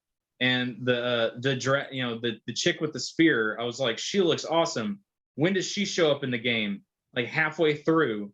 I was like, okay, whatever. I don't understand anything of what they're saying. I keep seeing these little encyclopedia notifications popping up in the corner It's like, hey, if you want to understand anything what's going on, come read our dissertations about what any of this means. And I'm like, no. So I just keep plowing through. I'm like, when do I run into a town or some NPCs or what's going on? And so I go and I look up, and it's just like, yeah, for 98% of the game, you just start at point A and you walk to It's point B. linear path all the way up into the last area. Yeah, you have cutscenes in between, and you just keep doing this, and then eventually the game opens up. Like, I literally had someone tell me, "Oh yeah, dude, if you put 25 hours into that game, it opens up and gets great." Nah, man, I'm good. So I 2 days into playing that game, I took it back and I swapped out. And the same week, a game came out called Resonance of Fate, which is which is a weird JRPG, but it was a ton of fun because you could customize your guns. They look nothing like the actual gun in game, but it had like, you could put 50 million scopes on it for no reason other than the fact that it caused a little meter to move quicker. And it was just it was a stupid, silly game, but I had way more fun in Resonance of Fate than Final Fantasy 13. And then whenever I found out like how summons worked and all, I couldn't do it, man. I heard 13.2 got better. 13.2 was the best one out of the whole thing. And then when they did Lightning Returns, it was like, hey, this is a precursor to how every Final Fantasy game is going to go after this point. Yeah, I skipped that whole, like, after trying that first one, I skipped that whole series and didn't pick it up again until Noctis and his crew. Yeah, 15. Oh, I like 15. You mean the Hangover, the video game in a fantasy setting? Yeah. Yeah. That's it. Pot Man Hangover. I've told Vince about. Vince and I have had many conversations about Final Fantasy 13, and I have a similar story to yours, but it was centered around like everything you said, but Mass Effect 2. So I played Mass Effect 2. Mass Effect 2 came out before Final Fantasy 13, and I played that first, which was a mistake because Mass Effect 2, in my opinion, is like one of the greatest games of all time. And you're making all these decisions, and you're meeting all these characters, and you're doing all this stuff. And then you go from that to Final Fantasy 13, and that made that game even worse for me. Yeah, I could see that real easy. Yeah. Well, I never beat 13. It was funny because like my buddies were, so we all got 13, right? And you get to this point where like you fight Ifrit or something, you fight something, and none of my friends could get past it. I'm like, well, really? It wasn't that hard. And I was like, I watched them play. And I was like, oh, well, you need to do this. And they're like, no. And they stopped playing the game. Wait, what did they have to do? I don't remember. There was something you had to do special when you're playing. It's okay. I don't even remember if it's like Odin or something. I don't remember what happened. There's this one point where you're with Lightning by herself and you have to do this thing. And I think it's when you get her first summon. Yeah. Yeah. Yeah. That's what stops me too, because I take a break and I forget what to do and I get stuck and then I restart and then I was like, okay, I got into him again. I'm going to take a break and then I forget how to do it again. And I never beat it because of that stupid, it's like one button. So I could just look it up, but I don't know. But the worst thing is like the whole there was these things where you had these quests at the end, or you would go fight these hard bosses. Mm-hmm. That was fun, because once you get your characters to a certain point, you get them where you need to be. Just fighting these things and everything and clearing them all out was great. The problem is when you're trying to complete the game for 100% with the achievements, and you have to do the item. The complete you have the to item hold every list. Weapon, right? Or no, it's just every item. And okay. You have to literally get every chest, look at every item, and find farm from certain creatures. Well, there was one I completely screwed myself out of. I'm like, no, I'm not going to do this again. So then I picked up the strategy guide and I was like looking through and I was like, oh, I can make these items, but you have to literally sit there and fight Adamundos all the time. Just until he drops these items maybe 6 times, and you use the 6 items to make the item that you needed to complete your item list. I did it. Wow. It pissed me off. And it's like, why Square? Why would you put these bullshit achievements in this game? It's Bullshit like used to just be the ultimate weapons, right? Like that was achievements back in the day. It was, hey, you need to jump through all these stupid hoops. Like Final Fantasy X. Dude, I almost rage quit that game trying to get Titus's ultimate weapon from that stupid Chocobo race.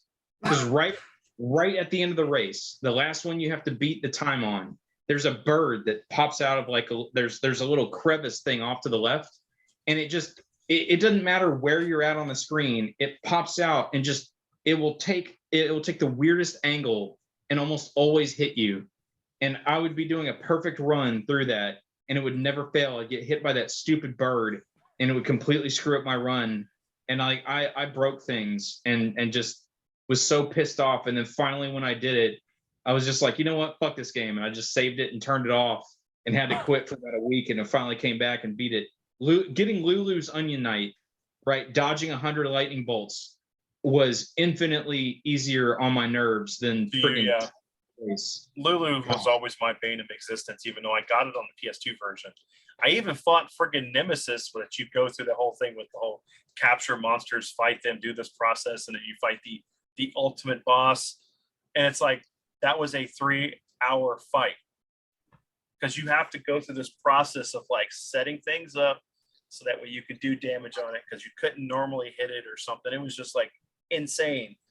And at the end, when you do it, you get this little thing in your item, your key item that says, "You have beat this boss, blah blah blah. Here's this token for gratitude," or something, whatever it was.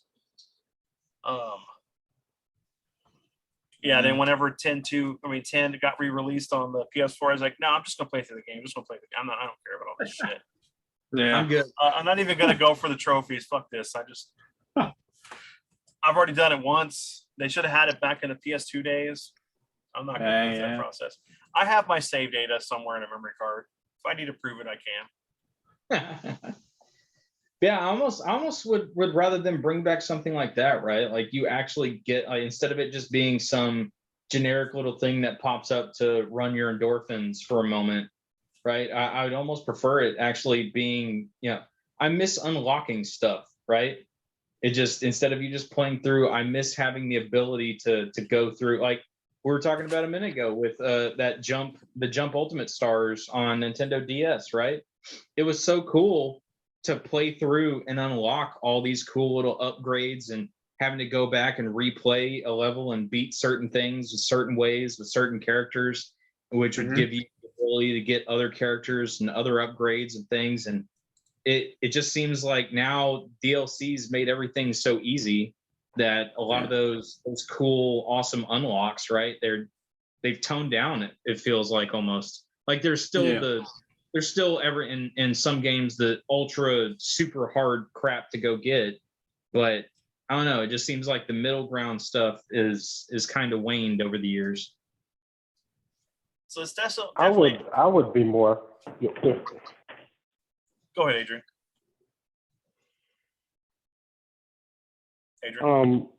I would be more. I think that's more like the internet as a whole has kind of ruined unlocks and things like that, because it used to be the fun was in the secrecy of it, like not knowing what you would unlock and how to do it, and now it's just kind of all on the internet, I guess. Yeah, it's like Tekken back in the day. You'd play through the game and beat it with every character, and oh look, you got a new character. Oh, that's cool. And you would do it with every other character until you got all the characters unlocked, and it would give you all the endings and everything. Now it's like, oh yeah, DLC. And you get like you unlock a boss character, right? Like you beat the arcade mode once. Oh, hey, here's the boss character, and you're done, right? It's like that's what I actually really liked about Smash Brothers Ultimate, right? Smash Brothers Ultimate was the last game I could think of off the top of my head where, man, you had to work to unlock everybody in that. And you could do it different ways, right? You could just play the game forever like you did back in the day and unlock everybody. Or people, the online side of it, people figured out, hey, if you beat the game with this character, in the story mode, it'll unlock this specific person. and you can use this specific person to unlock this specific person. And so you could actually figure out who you wanted to unlock in a certain order if you wanted to do it that way, or you just go and play it for 200 hours and eventually you'll fight everybody and get the ability to use them. So like, yeah, and then they update and made it easier later Mhm. on for people. I'm like, why? Why make it easier? Well, we're getting to the point now. It's like even for us at our ages, it's like we don't have the time we used to dedicate to put into this. So it does become convenient, but it cheapens it somehow with other games because oh yeah, I'm getting my ass kicked by someone online who happened to purchase this DLC pack that has all this cool shit that I just don't want to spend money for. It's like you alter it. That's why we've talked about that before. The whole cosmetic versus game altering, pay to win bullshit. I mean, what Diablo Immortal is getting raked over the coals for their model, right? Yeah.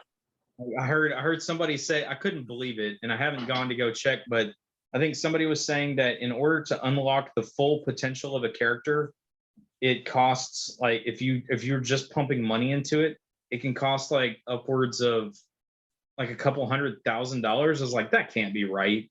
No, there's no way it costs that much. But that's what somebody was saying the other day. I was like, that's insane. Like, why? I get y'all want y'all's money and you need your money, but Jesus, guys, come on now. It's getting to the point that I'm worried about Diablo 4. They did such a great job with the remaster of Diablo 2, and then you had before that was Diablo 3 and the Reaper of Souls. All that stuff is fantastic, and it's like they can't just make this game again. They got to do some kind of weird thing that it pulls us out of wanting to play the game. I don't know. I'm hoping 4 is going to be good, but I don't know. I mean, hell, freaking Minecraft Dungeons is a better Diablo game than it seems probably what 4 could be. Yeah. Oh, wow. I take it back. Apparently, looking it up, someone posted a thing saying it takes over $540,000 to max out your Diablo Immortal character, not $100,000. So that's okay. So you're talking about a lawyer or somebody that like plays like sports for a living, right? Somebody who makes then the millions of dollars a year to be able to achieve that if they wanted to. High paid orthodontist. I mean, what you're already paying the salary of like 3 people, maybe 4 people that's going to work on the next game. I guess they get a bunch of more people to do that. They got to guarantee another game coming on their hands. I don't know. Damn, I wonder how many people actually paid for it so far. I mean, there's probably a handful. I mean, yeah, you've got the Twitch streamers and all that get on there and they're able to monetize it, right? So if you're able to turn around and monetize something like that, and you're already raking in money from your setup, then that's tax write-off, right? That's business expense. For that I understand. If you're a streamer who does this for a living and you're getting people that is watching you play this content, you want to make sure you have the greatest content for what you're doing for the niche that you're doing. So therefore, I get it. And if you're making the money between advertising, people donations and all the other stuff, go for it. But for the average consumer, that's just not something that's attainable. And we shouldn't even have to think about that. And the sad thing is you have kids that like, oh, well, I want this too because they see it from the big streamers. And it's like their parents tell them no. And then some of these kids will steal their credit cards and do the stuff, or there's guys that just don't know any better that'll sit there and take out loans and debt just so they can have these things that's just superficial that could go, and that game could go down at any time. It's crazy, man. It's crazy times. I miss the days of, just gaming, or being with my friends and gaming, playing online, playing Call of Duty or Rainbow Six or playing Final Fantasy 11 or just an RPG. and that's one of the things I know that we want to talk about in another episode, because I actually want to get some other people on to talk about this as well with you guys, is the direction that RPGs are going right now. Especially like you think about Square Enix and the fact that they've stated that going forward, their main RPGs will not be turn-based. Everything's going to go to this whole action-oriented gameplay because they're trying to cater to the newer demographic that they're getting in to play the game, the new audience, instead of catering to us who've been playing it for a long time and want the turn-based. And the closest we're ever going to get to that is when they start doing these retro-style titles like Triangle Strategies or the other one, Octopath. Octopath Traveler, and that's sad. You know, I want to turn. I mean, we may get lucky with Dragon Quest 12 whenever that comes out, but I just don't. I don't know. I mean, it's because even like the new Star Ocean looks great, but it's action oriented. But Star Ocean's been that way. It's still. I was about to say the Star Ocean and Tales games have always played that way. Correct, exactly. But there's other games out there that shouldn't have to have that. I want to play a turn-based RPG. Yes, I'm being an old man. All right, Grandpa, we know what you played back in the day. Yeah, but look at Final Fantasy 15. It was just press X the whole time if you really wanted to. You know. I think Vince is a grandpa. He needs to move on, man. I'm not a grandpa yet. I have a 7-year-old child. He's got like, I'm hoping 20 years before he has a child. Vince, the microphone's not hiding this. We can all see No, it. I see it. No, look at this. And then if I let this grow, it's just salt and pepper. And it's like, I can't even say that was my son that did this to me. He's too young to give me the stress that gave me this gray. It's old man shooter. It's called a job. It's called a job that just sucks your soul out. Make sure you find a job that you enjoy doing. Don't let people ruin your life.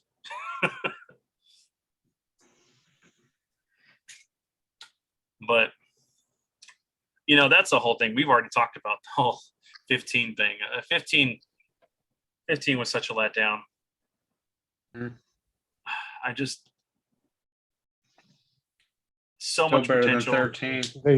They kept blaming it on the HD graphics, and they're still doing that to this day. Like, oh, it's so hard with the HD graphics, but it's like, man, we've been doing this for a better part of 20 years now.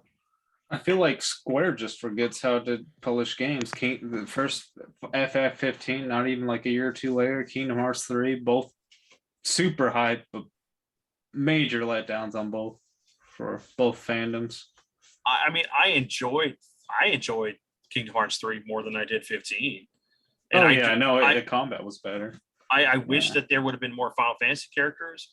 I know that Nomura doesn't want to add those in there because that's not what Kingdom Hearts is, but it is what Kingdom Hearts is when every other game has Final Fantasy characters in it. That was the whole point. It was a mix of Final Fantasy characters and Disney characters, plus these new characters that are, in this universe. I just wish it didn't take 2 decades for us to go from 2 to 3. How about I beat Kingdom Hearts 2 when I was in high school. 2006. Yeah. I had a kid who was going into high school by the time Kingdom Hearts 3 came out. It's like, okay, I get it. Dream Drop did like the 80 bajillion Kingdom Hearts games in between that. It's like, I don't give a shit about any of this nonsense. None of nonsense was better than the main games, though. Well, that's the problem, because they put too much into these other nonsense games instead of giving us just Kingdom Hearts 3. And the worst thing about it was like, I felt like, all right, Sora got the short end of the stick in that game, considering the fact that every other character grew except for Sora as far as like his mental capacity. It was like he was frozen in that rose again and just woke up and like, hey guys, what are we gonna do? Where have you been? It's at least been like a couple of years between 2 and 3 in game, not like in the real world. Did Taika Waititi play Kingdom Hearts 3 before he wrote Thor 11. Never mind. That's a topic, and Oh, I was wow. reading some stuff that was that makes it even worse. So We're going to be up till midnight talking about Love and Thunder. I need to get Adrian. Probably we need to redo episode 46, but no, there's nothing there I can edit in. Yeah. But we'll definitely make a dedicated episode of Love and Thunder. I need to watch it myself. So does David, and then we'll go from there. It'll be a little while before I sit down and watch. If I have to, I guess I'll go watch it. Maybe. I just have no desire to watch that movie like at all. I'm firmly on record on this podcast of being like 90% of the Marvel stuff. I'm just like, I don't give a shit. I was hoping for good things from Moon Knight, and Moon Knight came out okay. It could have been a lot better. It's like all the Marvel stuff, all the recent Marvel stuff, even the stuff I like, I come out of it and I'm like, it could have been a lot better. If they had just like tweaked these little things here and there, it could have been so much better. I don't know what the hell they're doing. They're just rushing next product. It's like, just got to get to the next thing. We got to, all right, here's the assembly line. Here's this new thing. Here's the thing. Oh, wait, we need to move this out of the way. Hey, here's the new thing. Oh, wait, we got to move that out of the way. Here's the new thing. And it just got to keep that assembly line moving until it finally falls off the rails and we wind up with something different. But who knows? We did definitely bring up a good point about the potential problem with the MCU going forward with the X-Men in the previous episode. So hopefully you guys check that episode out. But anyway, I don't know. I mean, I think they did very well with the remake for 7, for the first part. And I enjoyed the side story that they gave us with integrated, with Yuffie and stuff, and what she was doing at the time of, at least the initial part of the game, which makes sense why she's over on that continent at the time when you find her. Because remember, like right after this, you got Calm, you got Fort Condor, or you got the Snake, Midgard Zalem, and then you go to the caves, get the Fort Condor. And then from that point on there, you can actually go through the forest and get Yuffie, and then move on to Junon. So I don't know. It's just I'm actually kind of excited the fact that there's only going to be 3 games that make up 7, so it's almost like there's 3 discs like from the original game. Mm-hmm. I'm wary of the meddling. This whole thing of like the alternate dimension stuff with Zack being alive, and the fact that even though fate kills a character, things could change. I mean, we already had our final battle with Sephiroth, so yeah, of course. And with the what is it? The 3 the remnants from Advent Children as the things that they were in that point. Kadaj and all that. Yeah. So I don't know. I'm looking forward to it. I'm worried of some of the changes. Just make it shinier. That's what I wanted. Yeah, that's what I wanted to. Just make it shinier. Just make it shinier. I want to see Sephiroth come down and skewer Eris. I wanted to meet freaking Sid and have him cussing like a sailor, and then riding the Tony Bronco because it gets shot and they use it as an aircraft carrier. And I'm hoping it, or like some kind of hovercraft. And I want some like joke commentary the whole time they're having to fly this thing wherever they're going.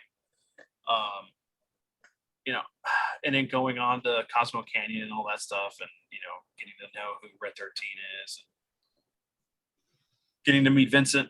So I mean, there's a lot of stuff that we're looking forward to with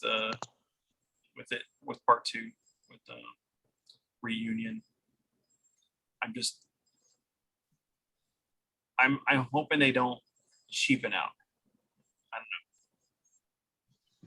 know. And I don't know how I feel about 16 being completely medieval. And I also don't like the fact that it's like you're only going to play one character apparently, so it's just like 15. At least that's from what I've been reading and hearing. So I mean, It'll probably be like 6 years before we even get it. I don't know if they delay 7, you know, it's 2014. We may get it next year. Okay. I just don't know. I feel like 13 and 15 were not what they should have been, because, you know, they spent like, I mean, like what, 12 years working on 13 or something like that till we got it, or 10 years till we got it. And then the same thing with 15, and they scrapped what was originally there, and they just redesigned a whole new game, because there were supposed to be more characters in the game. There were supposed to be more characters that you had in your party, and it got scrapped completely. So I don't know. I'm gonna play it. I'm pretty sure I'm gonna enjoy it, because I do enjoy the storytelling we get from, you know, most Square games. And I just don't know. I mean, how far are you in Paradise? I am. I think I'm a third of the way through. I haven't really kind of touched it. I wanted to finish Judgment, and then I'll actually work through my way through that. Yeah, it's just Judgment hard because super good. Yeah, it's just so hard because like now I'm streaming stuff and I enjoy it, but it's like I need to catch up on my back catalog. It's like a bookshelf wide. I feel. Yeah, no. It only gets bigger. Oh yeah, I mean, there's at least like 3 games that come out a month. Oh, this came out. Crap. Cart. I don't have the money for it. I don't know. Wait.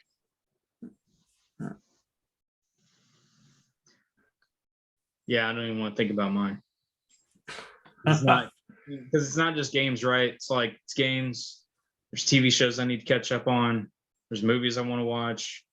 There's just other things that I want to get to and do. And it's like I've got board games that I bought that I keep meaning to get the family around to sit down and play. And it's just never ends, man. Just gotta. There's not enough time in the days.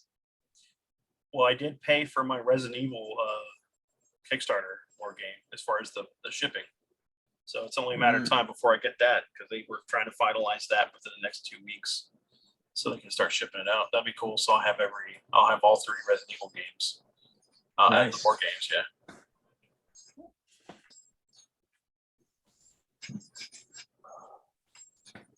So you got Dai. You got any other questions you want to bounce our way real quick, or? Not that I can think of. Let's see, can I pull any questions out? At least just one. No? Okay. Well, no, that's okay, because if not, Adrian, you got anything you want to add or anything like that, or question?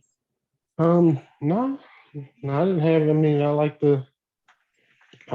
any opportunity to talk about, you know, the misfortunes of Final Fantasy 13. How disappointing that was. I look forward to more Thor: Love and Thunder talk. Okay. In later episodes. Well, and then we're also going to be talking about Stranger Things here more in depth as soon as Colin gets through the series, as far as up to season 4. Yeah, it was kind of interesting to hear his take on how far he's gotten through the first season and a half, right? Yeah. So it was like him stuff like, oh yeah, I wasn't quite sure why this happened in season 1, and all of a sudden I'm like, wait, that happened in season 1? I don't remember that at all. I don't either. I'm like, damn, I need to go back and watch it. Yeah, it threw me off. Oh, crap, there were other people. Yeah, I do have a question, but if you have something to finish. No, go ahead. Okay.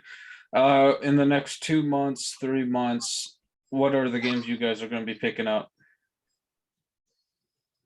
I have not even looked at what I'm picking up, my thought process is just to get through. I mean, okay, Cowabunga Collection is like the thing that pops in my head right now. That is But the that's thing the that. end of the year, though, right? I heard it got pushed back to January or February now. Oh, it did? Okay. From what I saw, but I could be wrong. Yeah, last time I looked, it was still end of the year, but yeah, I hadn't looked at it in a while.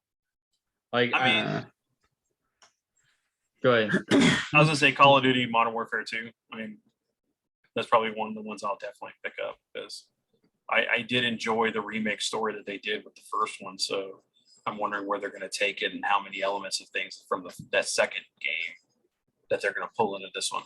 So, and then me and my friends usually have fun playing. Some of my buddies like playing Warzone. I'm still one of the guys that just loves playing, hardcore team deathmatch with my buddies. So, yeah. What are you picking it up on? an Xbox. Okay. Well, I guess it doesn't matter. That's cross-play. No, that's cross-play. Yeah, so it doesn't matter. Yeah. Doesn't matter. I'll either pick it up for PC or PS, PlayStation, and we'll play. So, I'm picking up Xenoblade 3 this month, and Digimon Survive. They come out the same day. So, I don't know what. Yeah. Yeah, I'd forgotten about Xenoblade, but yeah, I need to pick that up. And then, I mean, the other stuff that's out has already come out that I just need to go back and get. Like, I want to pick up the fighting game collection, right? And then I want to go. I've never played a 40K game, but that one that came out for PC, the like XCOM style one, it's got a weird, it's like Daemon Hunters or something like that for the PC. That one looked pretty badass. So like those are the two games that it's not coming out in the next 3 months, right? Those two are already out. Yeah. That I pick up. The only one I know of coming up that I actually need to get is, like what you said, Xenoblade. That's really the only one that's off the top of my head that I can think of. Seen when. Okay. July. Okay. Yeah, there's definitely. I mean, and I was trying to look at stuff that like Live a Live is going to be one of the ones I'm picking up. I already have that pre-ordered. I'm already thinking it's already here, so I can't. Something like later in the next few months. I'm actually going to the list right now, trying to see what's coming up. And I don't. Gungrave's coming out this year because I know that's one I wanted to get, but yeah, Gungrave originally, right. It was supposed to come out in 2020, then 2021, and then 2022. So I think it just keeps getting pushed back. I'm not sure it will come out this year. I need to go check because there was a game that was coming out for PS5 that looked awesome, but I think it got pushed out till next year, which was that Forspoken game. Yeah. Oh, really? Okay. The girl who's like a mage or something of some kind. She like comes from present day, gets thrown into the past, and somehow she's got magic powers and stuff. That game looked really cool. So one of the things I could think of right now that I want to do, and I'm just seeing it here, is I do want to pick up Soul Hackers 2. Oh shit! When's that come out? August 26th. Okay. And then as far as stuff in September, it's like, hey guys, Last of Us is coming out. Oh, the remake? Yeah, for PS5. Like, Jesus. Yeah, I'll get right on that, man. Yeah. A hot take. I never even liked the first for the third or fourth time now, but it's prettier now, so I guess that makes it better. Did they go in and like try to retcon some of the story to make 2 fit better? I think they did. Oh God, I don't want to play it even more now. Yeah. Actually, you know what? Ragnarok comes out this year, though, right? God of War. That comes out I think that comes out like December time. Yeah, like I think so. December or late November. Well, you have Valkyrie Elysium and a Valkyrie Profile Linton. Okay. And that looks good. Oh wait, isn't the I just saw that on here. Hold on. It's over here. Yeah, Persona 5 Royal comes to PS5, Xbox, and the Switch. Which I don't need to buy that game again. It's coming out for Switch. When did that come out? October 21st.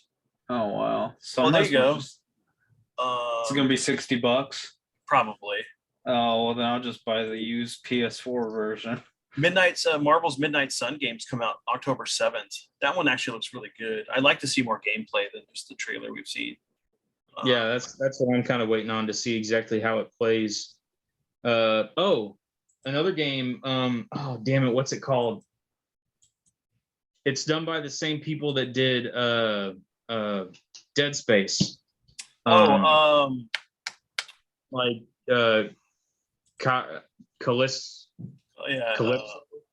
Protocol or Callisto Protocol. Callisto Protocol. Yeah, I'm looking forward to that one. That game looks awesome. Yeah. Like while I'm patiently waiting for the Dead Space, re-release, remake, whatever the hell they're calling it, right? While I'm patiently waiting for that Callisto Protocol looks like it's going to scratch that deep needed horror itch. Yeah.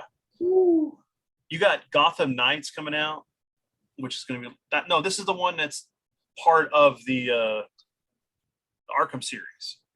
Yeah, but isn't it the one that it's like all online play or something like that? Like you're playing the team because like Batman's dead or. I didn't know if it was going to be. I thought it was going to be some AI control. Plus, if you want to play with your friends, you can. Maybe I'm mixing that up with the Suicide Squad one. Because this one has, you can play as either Dick, Barbara. Yeah. Batman's dead, so you're playing as one of the Bat family. Yeah. Then there's Star Ocean, the Divine Force, and then Modern Warfare 2. So in November we get God of War Ragnarok. There you go. The new Pokemon, Scarlet and Violet. Oh, I forgot those were coming out. Yeah. So it looks like December is when we're going to get Callisto Protocol. Just in time for Christmas, murdering horrific Lovecraftian alien creatures trying to devour your face. I like it. It's good. Yeah, I do too. I know. So tis the season. That's right. I mean, that was all Persona 5, right? Persona 5 was Satan saving Christmas, I think was the way I heard someone describe it once upon a time. Really? I'm trying to think about that. How does that? Because of I guess the main persona of Joker is Don't think about it, Vince. Don't think about it. I'm like, this is hurting my head just a little bit here. Because the first thing I think of, when I think of Christmas and horror, it's Parasite Eve. There another set of games that could go for a decent re-release, which would definitely benefit from using that Final Fantasy VII engine and just recreating New York City. You play as Aabria and going and doing all that stuff with that amazing graphics, and I would even take it being an action. Yeah. Man, now if I had money, that's what I would fund as a Parasite Eve using that engine. But yeah, there's just so much other stuff that's coming out too. I found out that Advance Wars 1 and 2 got pushed back. Yeah, that's because it was the Advance Wars and then Metal Slug Tactics, right? I think that got pushed out. That got pushed out. That's another one I wanted to get. You got Bayonetta 3. I still need to play 2. Looks like Crisis Core Reunions got pushed out, of course. Oh, Bayonetta. Bayonetta 3 got pushed back again. Dang. At least it's speculated. I don't know. I don't know how up to date this site is, so that I'm looking at right now. But I mean, there's Flashback 2. I didn't even know. I hadn't seen anything on that one yet. But yeah, I mean, there's a lot of good stuff coming, but we just gotta wait. Because I think even the Gundam Evolution, which is that Call of Duty style Gundam game, which looks great. That's gonna be fun. Yeah. Oh. Being able to be the Arc 78, running around with a team of buddies that are playing other Gundams, taking on Zaku's and the Xeon side of the mobile suits. But yeah. Yeah. All right, everyone. So I want to start something new that we're going to do on the podcast. I wanted to try to do it last episode, but it just didn't kind of pan out. But going forward, we're kind of always, one of us is going to recommend a YouTuber that we want to kind of promote, that we're friends with or we follow, that we think should get more love. And so I'm going to start this off, since it's one of the things I'm going to do for the channel anyway, and then we'll do a rotation from there. But the person I want to shout out and I want to recommend is Dizzy the Gamer Jit. Really cool dude, awesome person in the community. I don't know another YouTuber that works as hard on the content and the fun he brings to his videos and his streams. You guys should check him out. I'll have a link to his channel down below. He right now is currently at 261 subscribers. We're part of the YouTube Mafia, YouTubers helping YouTubers. Should definitely go check him out. Give him a sub. I mean, pretty sure most of my friends who already are watching this are already subbed to him, but all I can do is try to spread the love for him. Yeah, go check him out. He makes great content. He plays a lot of like PlayStation 1 and 2 games. He does stuff with his daughter. Really cool dude. Check out his channel. But all right, guys. So everything good? Y'all had good discussion? Mm-hmm.